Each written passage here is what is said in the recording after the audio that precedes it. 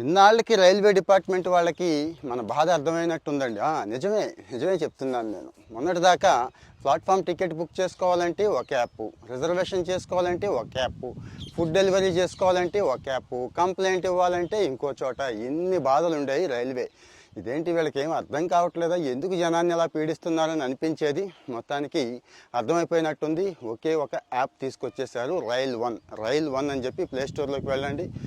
IOS వాళ్ళకు కూడా ఉంది. సో ఇక్కడ నాకు జరిగిన మేలు ఏంటో చెప్తానండి. మిగిలినవన్నీ ఓకే, ముందు ఇక్కడి నుంచి వద్దాం. బాత్రూమ్స్ అండి. రైల్వే అనగానే అన్నీ ఓకే, అన్నీ మెరుగుపరుస్తున్నారు, కాస్త కాస్త ఇంప్రూవ్ అవుతోంది ఓకే, కానీ బాత్రూమ్కి వెళ్ళలేని పరిస్థితి. వెళితే ఏ రోగం అంటుకుంటుందో భయమేస్తోంది.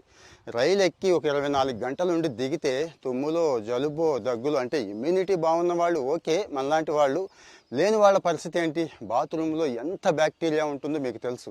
మరి 100 మంది వాడిన బాత్రూమ్ క్లీన్ చేయకపోతే నాకు అదే ఎదురైందండి. నేను ఇంతకుముందు అయితే ట్విట్టర్ వగేరా ఇవన్నీ వాడేవాడిని, కానీ ఇప్పుడు ఇక్కడ రైలు మద్దతు అని చెప్పి ఒక ఆప్షన్ ఉందండి. ఈ యాప్లో ఆప్షన్ ఉంది. అక్కడికి వెళ్ళి బాత్రూమ్ బాగాలేదు అని చెప్పి ఆ వీడియో కానీ ఫోటో కానీ, బాత్రూము అన్హైజీనిక్గా ఉంటుంది కదా, ఆ వీడియో ఫోటో పెడితే మళ్ళీ స్టేషన్ వచ్చేలోపే వచ్చేస్తున్నారండి. ఎక్కడో ఉంటున్నారు వాళ్ళు.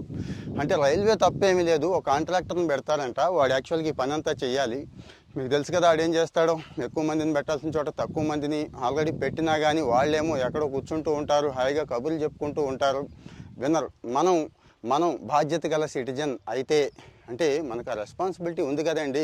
అంటే నేను నొక్కితే నేను పెడితే ఎవడో వాడుకుంటాడని అనుకుండా ఈ వ్యవస్థను బాగు చేసుకోవాలి. కాబట్టి నేనైతే అలాంటి విషయాల్లో స్పీడ్గానే ఉంటాను. మీరు కూడా చేయొచ్చు, తప్పేం లేదు. అది పని అయిందండి.